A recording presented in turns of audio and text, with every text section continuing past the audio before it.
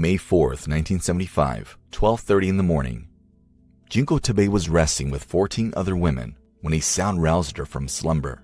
A warped thunder that shook the ground beneath her. Had she not already been 20,700 feet above sea level, it would have made her blood run cold, her senses overwhelmed, and her heart beating faster than it had in a long time. She waited with bated breath for the rumble to hurl itself at her. She had never heard the sound before, but knew what it was. Once the avalanche hit, she tumbled amid the deluge of equipment, tents, and other bodies. Stuck under 4 teammates in a layer of snow, Tabei thought about her daughter and passed out. She and 4 other climbers were buried in the snow. 6 Sherpas, the local guides who had assisted the women throughout the expedition, pulled them out. Against all odds, they survived. When she regained consciousness, Tabei was determined to continue her journey despite her bruises and injuries. For those who knew her, this show of resilience and determination was not uncharacteristic. Born 1939 in Miharu, Fukushima, Junko Tabei was the youngest of 5 siblings. Little did her parents know that she would become the first woman to ascend the 7 summits, the highest peaks on every continent. Her mountaineering journey began at an early age when she climbed Mount Ashi and Mount Chaosu on a high school trip to Nasu in the Nikko National Park, Japan. She was considered a frail child, and her parents could not afford the expensive hobby. Japan was very poor at the time. I couldn't think about climbing mountains or any kind of leisure. We had to worry about what we would eat. As she grew up, her passion welled up inside her, begging to come out. After completing her degree, she had no choice but to pursue her passion. So she joined climbing clubs. In the next few years, she scaled all of Japan's major peaks, including Mount Fuji. At 27, she married Masanobu Tabei, another Japanese mountaineer. The couple had 2 children. Mountaineering was predominantly male sport, and she felt less than welcome in most scenarios. Amid the rampant sexism of her surroundings, she established a woman-exclusive mountaineering club in 1969, the Johan Toshi Club. She was also the editor of the Journal of Japan's Physical Society and gave piano lessons. Years later, she told Japan Times in an interview, back in 1970s Japan, it was still widely considered that men were the ones to work outside and women would stay at home. Even women who had jobs were asked to just serve tea, so it was unthinkable for them to be promoted in their workplaces. After their Annapurna 3 expedition the following year, the club decided to take on Mount Everest. They applied for a permit in 1971, but the queue was so long that they received their formal approval 4 years later. Eiku Hasano led a team of 15 women, the Japanese Women's Everest Expedition, or JWEE. The women came from different walks of life. The only thing common among them, they loved climbing mountains. However, it was not all sunshine and rainbows. The expedition required many financial resources. In the old days, high peaks like Everest were climbed siege style by establishing multiple campsites along the route. Support climbers stocked each campsite with eating and drinking supplies.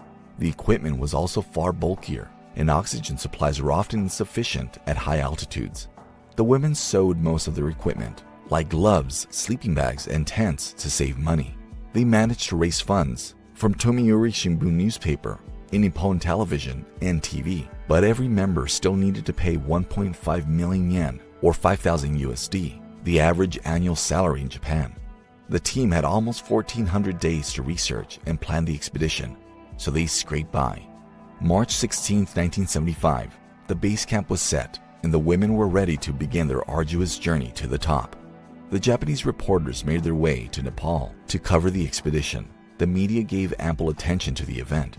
It was the first undertaking of its kind, and the stereotypes these women were breaking were worth lauding.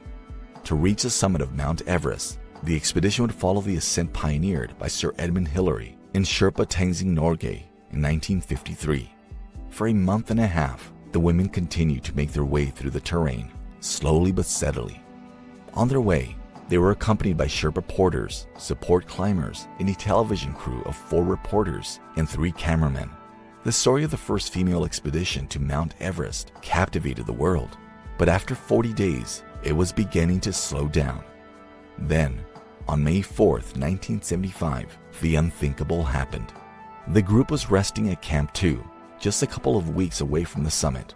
The windswept peak was but a nuisance for the seasoned climbers, but there was another nuisance for Tabei. Due to a mix-up, She and her tent mate, Yuriko, were forced to share a sleeping bag. They cozied their lower halves in the bag and used their coats to shield their upper bodies from the screeching cold. Exhausted and weary from the climb, they gave into the icy weather and fell asleep in an instant. Tabei awoke to a sudden rumbling. This was not the wind. This was something much worse. Before she could act on any impulse, the group was bamboozled by an avalanche. 7 Japanese and 6 Sherpas were injured, but everyone survived. Yet the impact was so visceral that plans had to be altered. Tabei and Yuriko's tent had been turned upside down. The 2 tent mates were buried under several tons of snow. Tabei had to be revived after being unconscious for almost 6 minutes. When she opened her eyes, she felt a rush of pain that she had sustained severe injuries on her lower body. She needed some time to recover properly and was forced out of action for 2 days. The avalanche may have bruised her body, but it had not hampered her spirits. She was keen to finish the journey and return home to her husband and 2 children. On the 3rd day, she jumped to her shaky feet, ready to take her place on the front line. Relinquishing her role as the group's climbing leader was not an option. The writhing pain in her limbs was made worse by the punishing weather. The ascent continued, and Tabei often crawled in the front. Having braved a 3-month expedition and an avalanche, it was hard for Tabei to think about anything but the job at hand. By all estimations, there were only a couple of weeks left. While her spirits were not hampered, the gravity of the situation did not allow them to be buoyed either.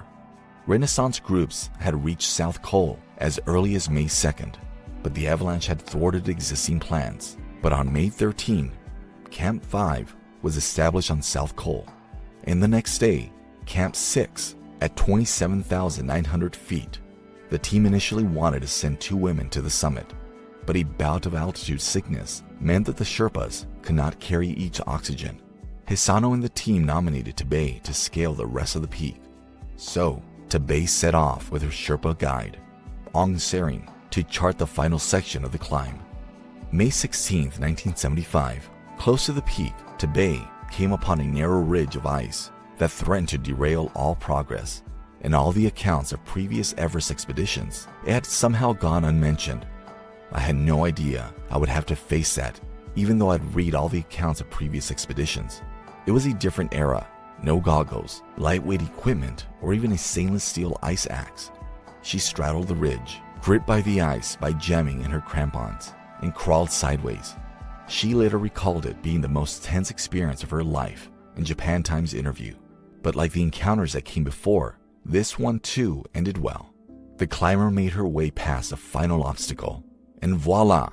She was standing 29,028 feet above sea level. Junko Tabei, the first woman and 36th person to summit Mount Everest, but she could not bask in the glory after all she had been through. All I felt was relief. She was surprised by the size of the highest point, smaller than a tatami mat. The second wave of the feminist movement was well underway, and such an exceptional achievement was bound to create waves. Upon returning to Tokyo Airport, she was greeted by a crowd of thousands. The King of Nepal and the Japanese government also showered her with ovations. The modest climber insisted to be remembered as the 36th climber of Mount Everest. I did not intend to be the first woman on Everest. Junko Tabei refused corporate sponsorships and financially supported her family by being a guide and making public appearances. She continued her mountaineering activities afterward and, in 1992, became the first woman to complete the 7 Summits Challenge. She later became an advocate for natural conservation, even conducting her postgraduate studies on the environmental degradation of Everest. She believed technological innovations had turned the Everest climb into a leisure activity. The groups irresponsibly leave behind waste, hastening the ecological decline of the region. She was diagnosed with stomach cancer in 2012, but continued her mountaineering activities. She passed away in 2016. The summit of Everest was beautiful, without a single man-made object in sight. I was the first woman there. Junko Tabei. If you liked our content, please like the video. For more stories like this, don't forget to subscribe and ring the bell. We'll see you in the next one.